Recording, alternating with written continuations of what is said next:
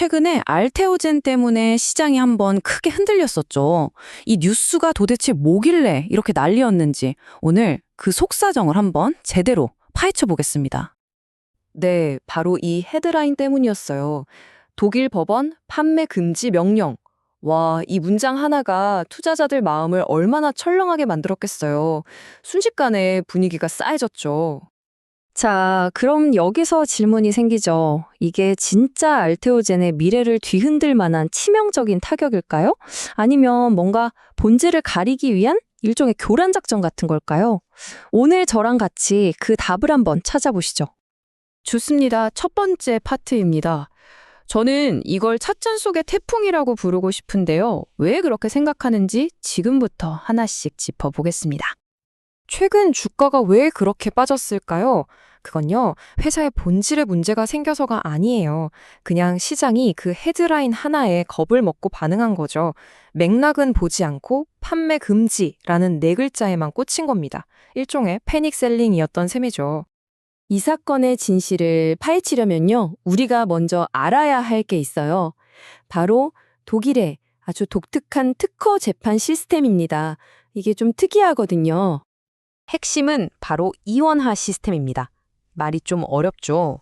근데 이게 이번 사건을 이해하는데 가장 중요한 열쇠예요. 그러니까 꼭 기억해 두세요. 자, 이게 무슨 말이냐면요. 독일은 특이하게도 너 특허 침해했어? 라고 판단하는 법원이랑 잠깐, 그 특허가 원래 유효한 거 맞아? 라고 따지는 법원이 따로 놀아요. 왼쪽의 침해 법원은 일단 등록된 특허는 진짜라고 가정하고 엄청 빨리 판매 금지 땅땅땅 때릴 수 있어요. 반면에 오른쪽의 무효 법원은 이 특허 처음부터 문제 있었던 거 아니야? 하면서 아주 느리고 꼼꼼하게 심사하죠. 이 속도 차이, 이게 바로 이번 사태의 핵심입니다. 이런 시스템의 허점을 바로 가처분 갭이라고 부릅니다. 그러니까 1단계에서 소송이 걸리면 2단계에서 침해 법원이 일단 판매 금지부터 시켜버리는 거예요. 특허가 유효하다는 가정하에요. 그리고 한창 뒤인 3단계에서야 무효 법원이 그 특허 원래 무효였네 라고 결론 내릴 수도 있다는 거죠. 결국 이번 판매 금지는 기술적으로 졌다는 게 아니라 이 독일 시스템의 특이한 절차 때문에 생긴 해프닝에 가깝다는 겁니다. 자, 지금까지는 워밍업이었고요. 이제 진짜 본 게임을 보러 가시죠. 사실 독일에서의 싸움은요, 이 전쟁 전체의 승패를 좌우하는 곳이 전혀 아니거든요. 이 표를 보시면 왜 그런지 바로 감이 오실 거예요. 독일 시장이 지방방송이라면 미국은 그야말로 메인 게임, 진짜 전쟁터입니다. 독일에서는 절차적인 문제로 판매 금지가 나왔지만 미국에서는 특허의 근본적인 가치를 따지는 훨씬 중요한 싸움이 벌어지고 있거든요. 뭐랄까 월드컵 지역 예선이랑 결승전의 차이라고 할 수 있겠네요. 실제로 숫자로 보면 더 명확해집니다. 이게 키트로다 SC의 예상 시장인데요. 미국이 60%로 압도적이죠. 그런데 독일은요, 고작 4%입니다. 전체 파이에서 아주 작은 조각에 불과하다는 거죠.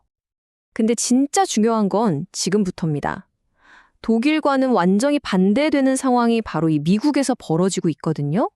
미국 특허 심판원이 이미 할로자임의 특허가 무효가 될 가능성이 합리적으로 있다고 판단하고 심사를 시작했어요.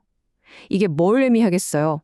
가장 큰 시장에서 가장 중요한 기관이 사실상 알테오젠과 머크의 손을 들어주기 시작했다는 강력한 신호입니다. 그리고 이건 그냥 희망 회로가 아니에요.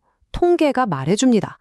미국에서 일단 이 특허 무효 심판 절차가 시작되면요, 그 특허가 끝까지 살아남을 확률은 20%도 채 안 됩니다. 거의 끝났다고 보는 거죠. 자, 그럼 이제 기술적인 얘기를 좀 해볼게요. 왜냐면 이게 진짜 위협인지 아니면 그냥 겉만 번지르르한 종이호랑이인지 구별해야 하니까요. 이 싸움의 핵심을 보려면 핵심과 껍데기를 구분해야 해요. 왼쪽의 에네한즈 특허는 할로자임의 원천 기술, 즉 핵심입니다. 알테오젠은 이걸 침해하지 않았어요. 그런데 지금 문제가 된 건 오른쪽의 엠데이스 특허. 이건 그냥 효소를 안정화시키는 방법에 대한 껍데기 특허에 불과해요. 특허 수명을 억지로 늘리려는 소위 에버그리닝 전략인 거죠.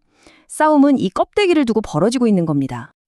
그래서 법률 전문가들도 이 특허를 종이 호랑이라고 부르는 겁니다. 진짜 혁신 기술을 지키려는 게 아니라 어떻게든 특허 기간만 연장하려고 만든 약한 특허라는 거죠. 머크가 왜 이렇게 자신만만하겠어요? 자기들이 소송당한 이 특허가 어차피 무효가 될 거라고 거의 확신하고 있기 때문입니다.